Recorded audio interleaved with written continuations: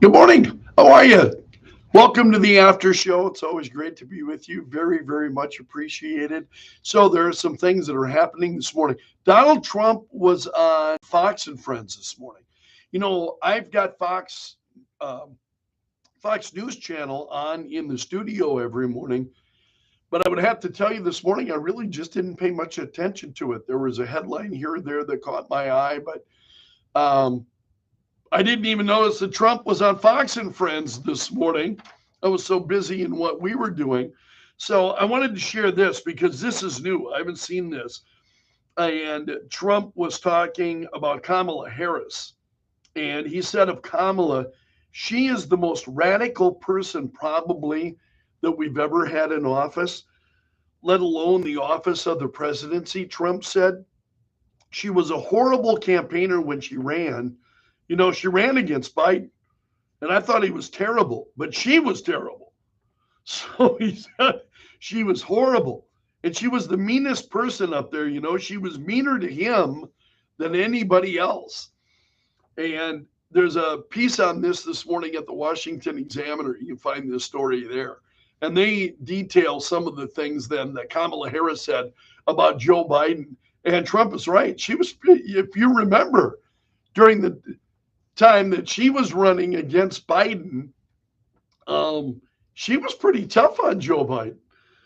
And Trump said she accused him of being a racist with the buses, if you remember. He said she was the meanest person, but not a very good debater, but nasty, just nasty to him. And then when he chose her, I said, how do you do that? A person treats you so badly.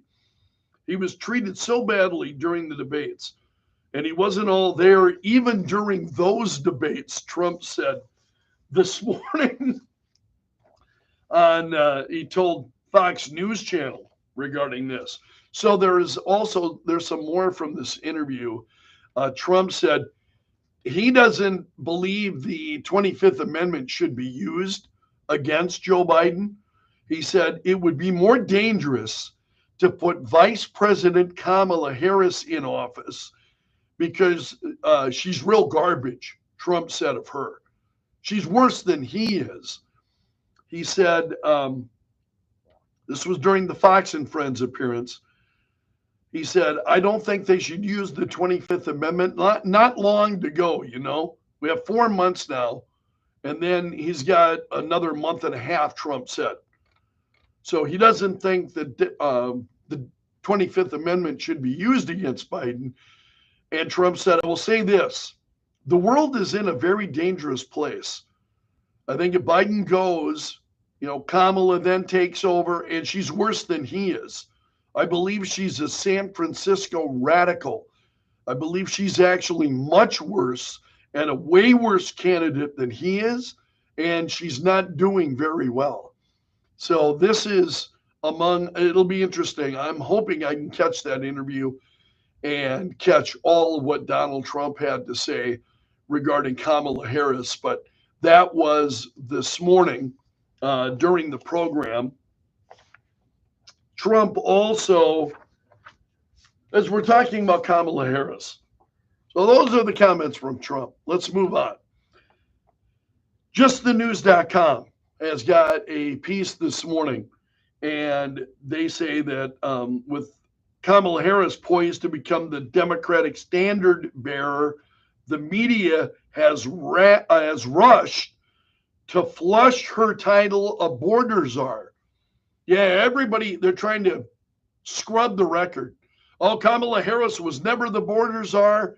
And you may have heard the audio clips of Joe Biden at the time that he talked about Kamala Harris. He didn't use the words border czar, but Joe Biden made it clear that Kamala Harris was leading his effort to go down and take care of the border. And he said, even then, at that time, when Kamala Harris speaks, you don't have to wonder, she's speaking for me. This is what the president said at the time that he appointed her, or really kind of let her loose on the border, that she was supposed to be the border czar. And that's not a word that Joe Biden used, but it's czars. We've talked about whether it's a business czar or a trade czar or whoever these czars are.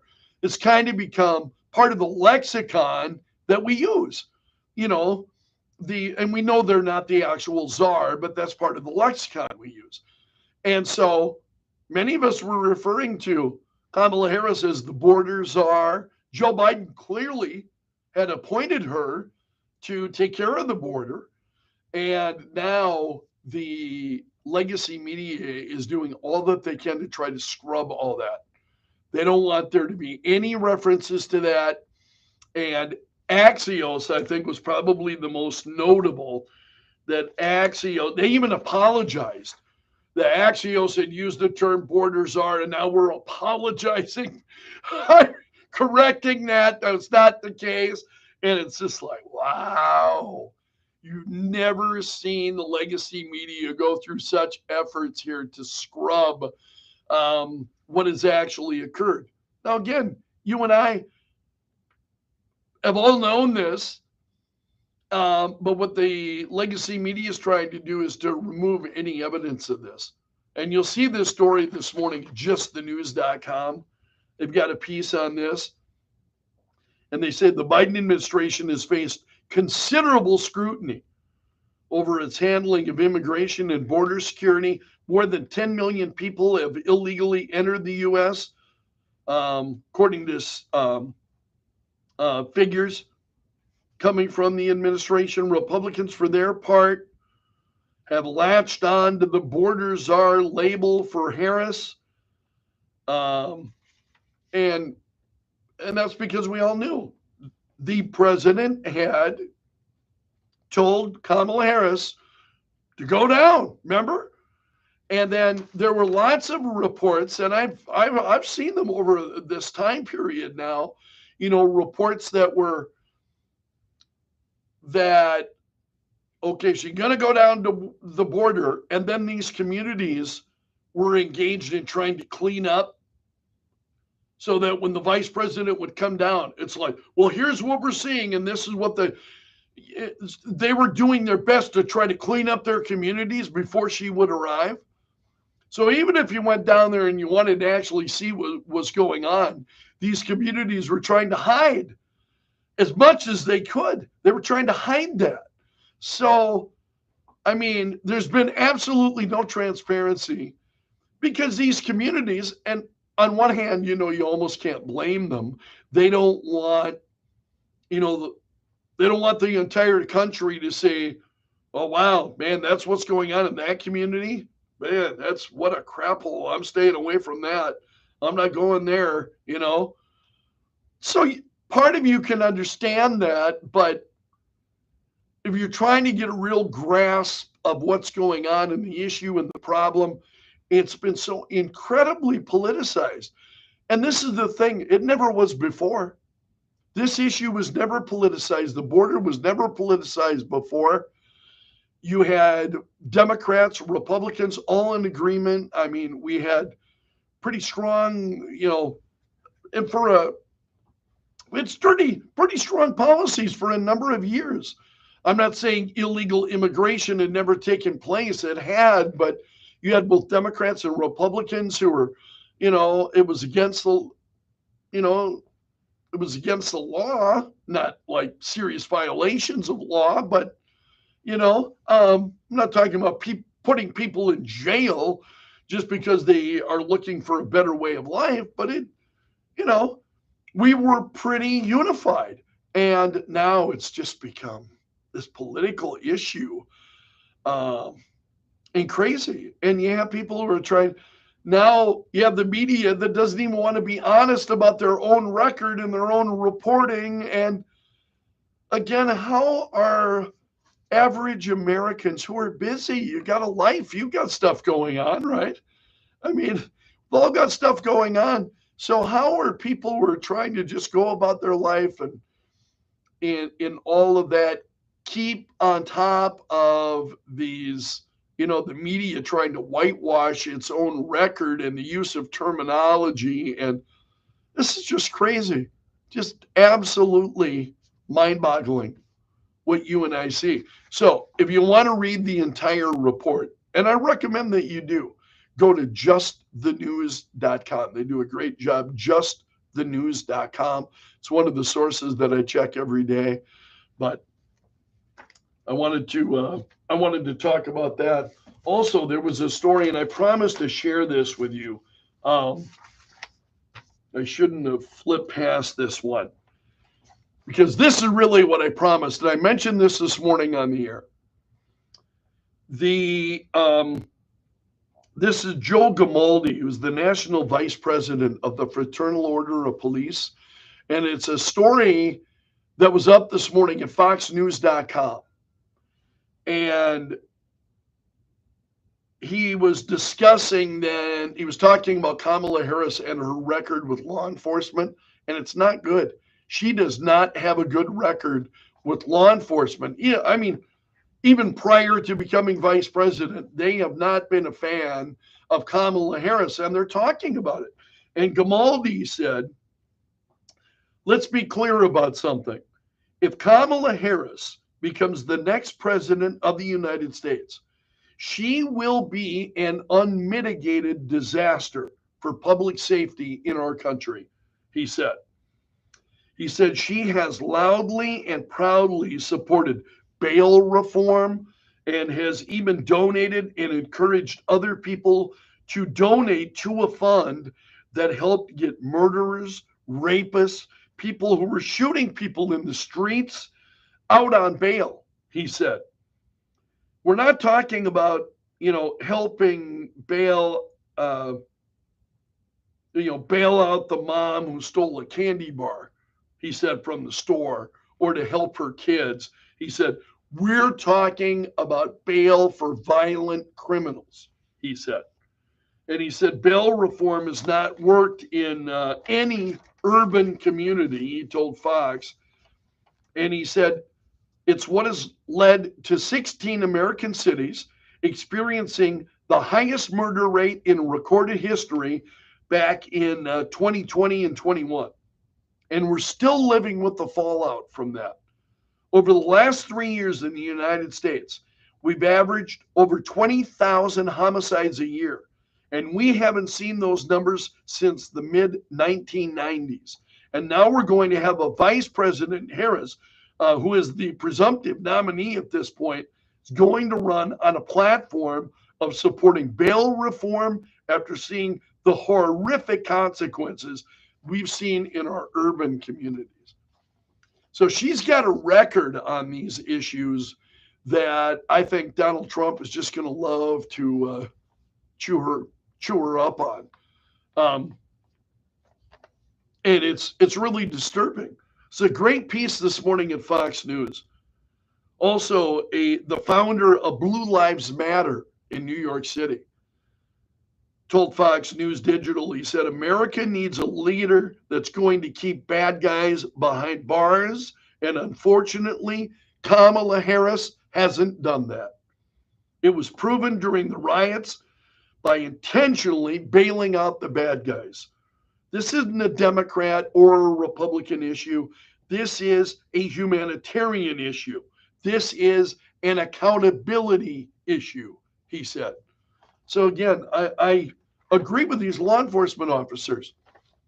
These are not issues that ought to be Democrat or Republican issues. I mean, when it came to public safety at one time, that would be something we could all support. We could all agree on. Kamala Harris, when it comes to public safety, when it comes to law enforcement, when it comes to bail reform, all of these issues, if you were to grade her, it would be F, F, F, F right down the line. That's the record she's running on. So no wonder the media wants to scrub all of these negative stories that about, that the fact that Kamala Harris was the border czar or trying to scrub all of that stuff. That's a record that nobody wants to run on. It's a record of failure. This is why even Democrats, when Kamala Harris ran for president, said, no thanks. No thanks. We prefer, Joe. because again, Joe Biden was supposed to be a guy who was going to bring people together. I don't think he's done that. I think he just is, as his presidency has gone on, it's just been incredibly destructive, from my point of view.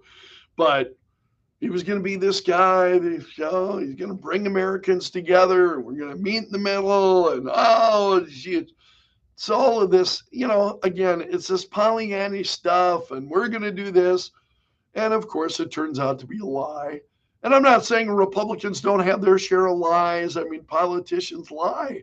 I mean, that's kind of a granted. It's just a given. Politicians have a trouble with the truth. You see it over and over again. So Kamala Harris on the issue of the border has been terrible. On bail reform, she's been terrible. There's a reason why law enforcement is saying Kamala Harris would be a disaster for the country. Absolutely right. Now, coming up tomorrow on the Greg Belfrage Show, I saw this story about 8 o'clock this morning that Donald Trump, and he suggested this in a tweet. So this was on Truth Social. Trump said that people who burn flags, it should result in a loss of citizenship or a year in jail. He suggested this on Truth Social. And then Jason Miller was asked about it. He's a spokesperson for the Trump campaign. So Jason Miller was asked about it on CNN, and he said flag burning should be illegal. The president-elect is a very strong supporter of the First Amendment, but there's a big difference between that and burning the American flag. Republicans have tried this in the past. So Trump, I don't want to scroll through my phone. I should have pulled up Trump's this news story had it, but it didn't print out what Trump had actually posted on Truth Social, but suggesting the idea that burning an American flag, the idea should, quote, result in, quote, a loss of citizenship or a year in jail, is what Trump posted on Truth Social. So you and I will talk about that in more detail coming up tomorrow on the Greg Belfrage Show, because I find that intriguing. And again, when you talk about, this has been an issue before, and Republicans had, it was the Supreme Court that struck it down, that you had Republicans saying, no, you can't burn the American flag, that goes beyond freedom of speech. Do you think it does? I'll be curious to get your thoughts. We'll talk about it tomorrow, and I'll take your calls. But does that transcend freedom of speech?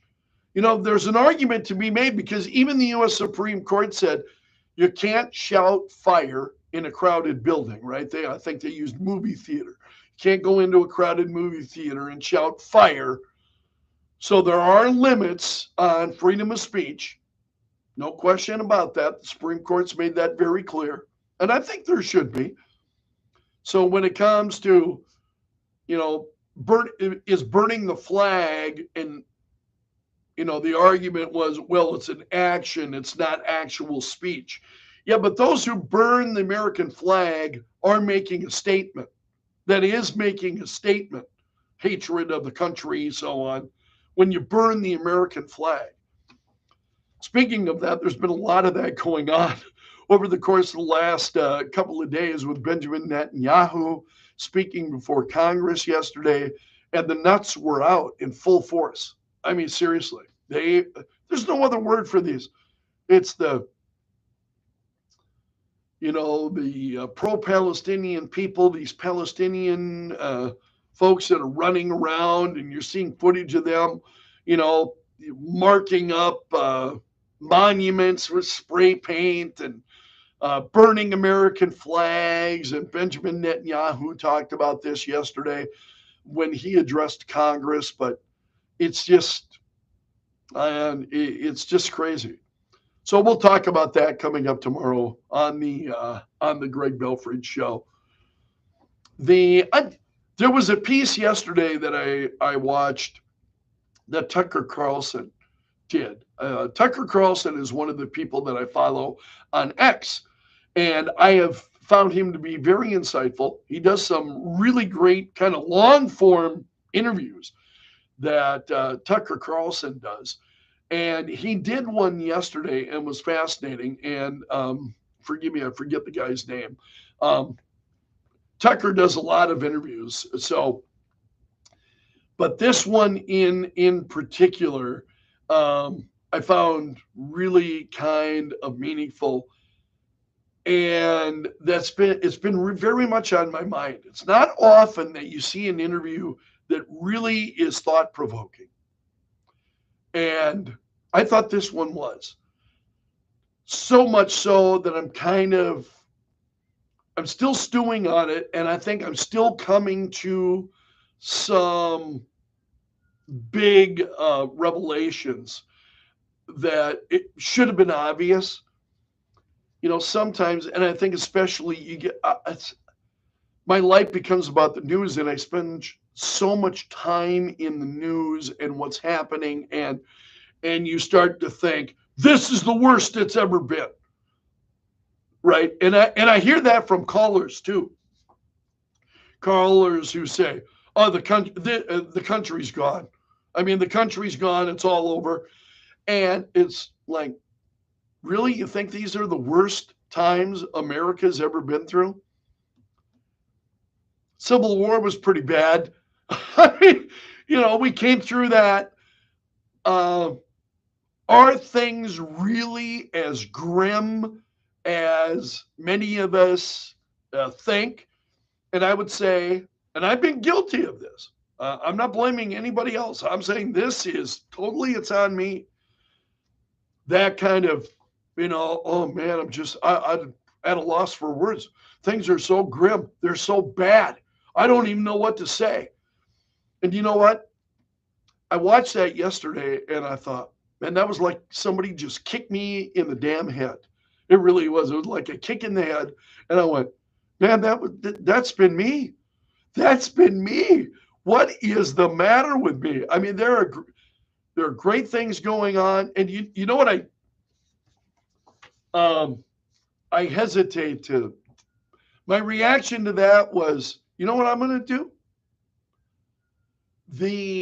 Just in order, I want to do some good in our community. I made a couple of donations, and I'm doing that pretty regularly, where I'm giving to and I've talked about this on the air, the food bank locally. I give to them pretty regularly, and I've been looking then at other agencies that are doing work locally. I'm talking about giving money locally. And I get paid, and man, I will give a couple of $100 at least, sometimes more, depending on my situation. And I get paid every couple of weeks. And so I wind up giving away, and I feel really good about it, to local charities and who are doing great work. And I know of them. I'm not talking about, every charity, because I'm really careful. I'm really picky. But I thought, you know what? I want to do some good stuff in our community. And that's how I do it. And I don't make a big deal about it. In fact, part of me kicking myself in the butt right now for mentioning it to you. But I thought that's the way. You know what? I want to have a good impact, and I want to have a good impact in my community, and that's the way I do it. So you don't hear me on the air talking about these things. You're going, hey, look what I did. Look, but I feel really good when I do that. So anytime I'm feeling kind of horrible about myself, you go through this, it's like, oh man, you feel bad about this, you did this or that. And You know what? One way to do that is to put your focus on somebody else and do something that benefits other people. And when you do that, you know, I think you're really on much more solid ground, you know, because you get all worked up over this stuff. And again, guilty as charged. I mean, I'm one of those, I get all worked up, as you well know, if you've listened over the years. I get all worked up about this stuff. Take a step back. And this is part of what I was talking about on the air. Should this woman who was fired by Home Depot because she said, about the Trump assassin, hope he doesn't miss next time, and she winds up getting fired. And there are those who are jumping on board that. You know what? I don't want to be that guy. And I'm not being critical of what you may do or what you may think. That's the thing about freedom and living in a free country. You're entitled to your own thoughts, and I respect that. But I don't want to be that guy. I don't want to, and I don't want to kick somebody when they're down. That's not how my parents raised me. And my mom passed away a number of years ago, and you like to have thoughts that if mom's looking down on me, what would she think? What would she think of my reaction to this? Or, and I don't think she'd be very proud of me. She always called me her little boy, even when I was grown. She was her little boy. That's, and for those of you who've had kids, you know how that is. I'm having kids myself now. You always kind of look at your children as, you remember them as your little kids. But how would my mom view, treating folks that way and piling on because, social media is not good for that. I mean, thank God so many of you follow me, whether it's here on YouTube. Again, thank you. Really appreciate it. Or whether it's on Facebook or so on. But I just really try to be governed by that. And in the heat of the moment, that's not a time to post on Facebook. And in reaction. The reality is people are saying stupid stuff all the time. We're surrounded by it. The level of stupidity in this country is colossal, and I just would prefer not to be one of those stupid voice, another stupid voice, excuse me, kind of adding to the noise of what's going on. But this interview that Tucker Carlson did really was a kick in the head for me. It's like, you know what? There are other things that are just lots more important. Well, that's my phone ringing. Forgive me. So that's all I've got for you this morning. We've already hit almost hit the half hour mark. So please hit the like button or the dislike button. Really, really appreciate it. I want to thank you from the bottom of my heart from being here. It's a small group of people that are here each and every morning, and I'm grateful for you. Please let a friend know what we're doing. It would be very much appreciated. I'll see you again tomorrow. Hope you can join us on the Greg Belfrage Show on KELO.